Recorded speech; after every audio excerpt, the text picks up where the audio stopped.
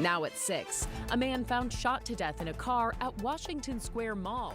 We're live at the scene with the very latest.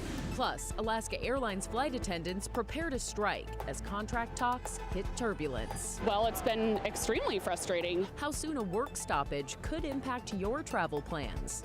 And if there's a place in the world with more trash and more graffiti, I don't know where it is. The big Portland name putting up big money to help ODOT clean up the city.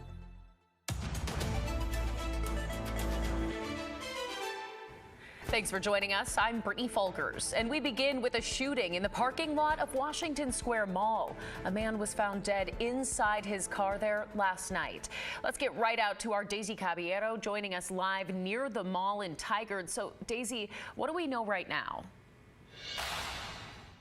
Well, Brittany, Tigard police tell me that they believe this was a targeted attack and say there's no threat to the general public.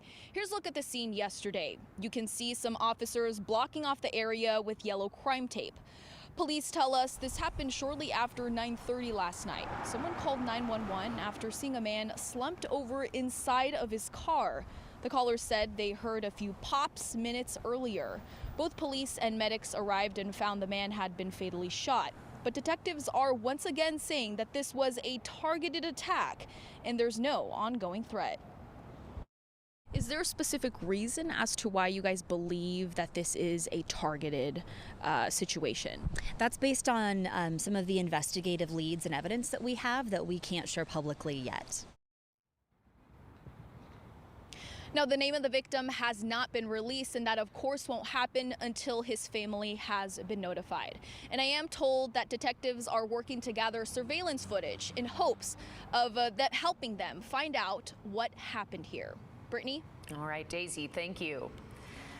Let's get to some of your other headlines now. Portland police are on the scene of what's being described as a suspicious death in the Selwood neighborhood. It was reported this afternoon near Southeast Marion and 19th Avenue. We're working to get more details of what happened and how the person died. Meantime, the Polk County Sheriff is asking for the public for help solving a suspicious death there.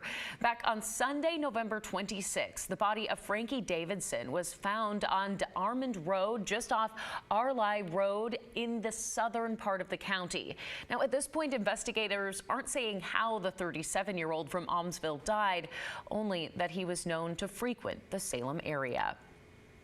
A man who fired a gun into a Northwest Portland pizza parlor more than 2 years ago, killing an innocent bystander, has been found guilty of murder.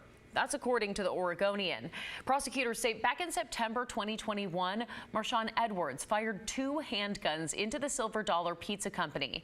Jacob Knight Vasquez, who had gone to the Silver Dollar just to meet up with friends, was shot and killed. Investigators used DNA evidence and surveillance footage to track down Edwards and tie him to the shooting. A Portland man is in jail facing numerous burglary charges. Police say he stole dozens of laptops and tablets from businesses in the Boise neighborhood. The investigation began back in August with the burglary of a business on North Mississippi Avenue.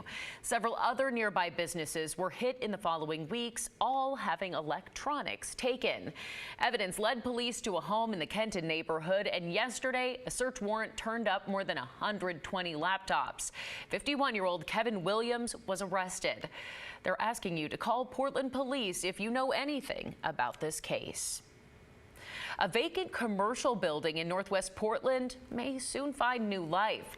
Sturgeon Development Partners bought that property at Northwest 17th and Thurman in 2018. They planned to lease it out as office space, but after they couldn't land tenants, they decided to turn it into something Portland needs.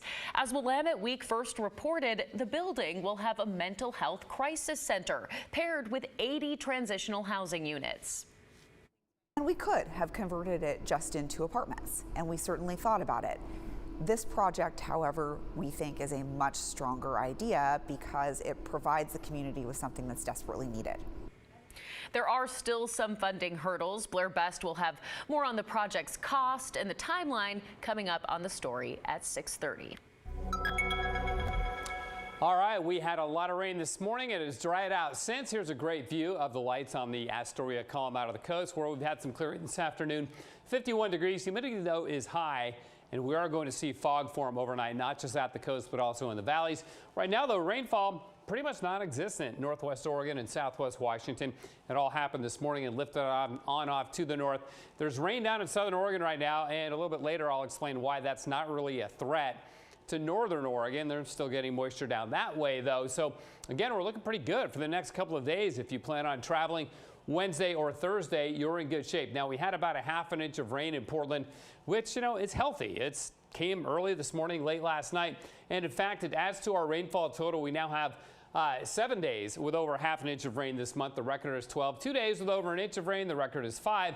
And nearly 7.5 inches of rain so far this December. May end up being our wettest month since February of 2017. I'll explain why in a bit. Back to you. All right. Thanks so much, Matt. Well, tonight there's word of another looming strike, this time in the airline industry. Alaska Airlines flight attendants plan to vote on a strike. They say they've been negotiating for a new contract for months now. The big sticking points, higher wages and better benefits. Thomas Schultz joins us now. So, Thomas, how are travelers feeling about this?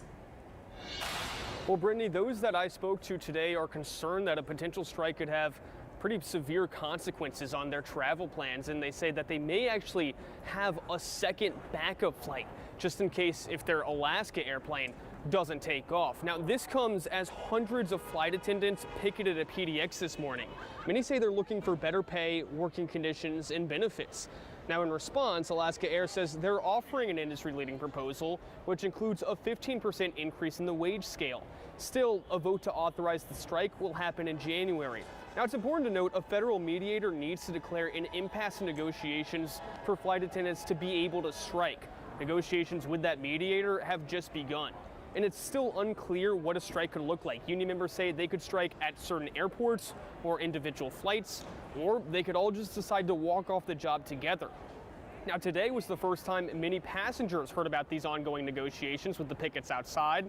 And while many say they hope flight attendants get what they're asking for, they're concerned that their future trips may not go as planned. It's hard to know how long something like this will last. They really just need to get in there, hammer out the details. And we also reached out to some travel experts today to see what they're expecting, and they say it's just too early to know for sure what the implications of this potential strike could be. And the earliest that it could possibly happen is within 2 months, though it's probably going to be longer than that. Again, the mediator would have to declare an impasse for that to happen. Because of that, those travel experts are still pretty optimistic that a resolution could be found. Brittany? All right, Thomas, thank you. An act of holiday kindness was nearly spoiled by a tow truck company that towed a car involved in a secret Santa delivery.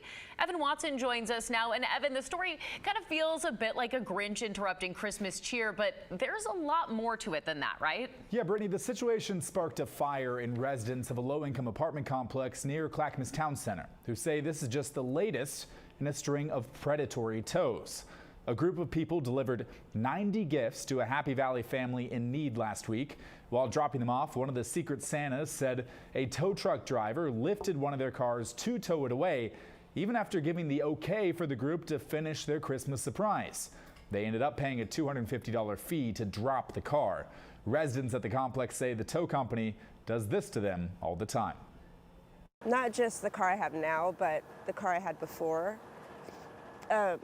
Between the two, it's been towed 19 times. You've been towed 19 times. 19. It's thousands of dollars. Like, it's ridiculous. This is like a Section 42 apartment building. Like, you can only make so much to live here. If that's not predatory, I don't know what is. The recent case shines a light on towing practices across Oregon. Now, the Attorney General is currently suing Retriever Towing, the company involved in this case, for persistent illegal towing. The AG says Retriever Towing has failed to get signed authorization from property owners to tow a car in each tow since 2018. In the lawsuit, the Attorney General says Retriever Towing has been involved in 1/4 of all towing-related complaints the Department of Justice has received over the last 20 years. Now, we talked to the family receiving gifts, the people giving gifts, and this full story will air coming up on The Story at 6:30. Brittany? All right, looking forward to hearing that full story. Evan, thank you.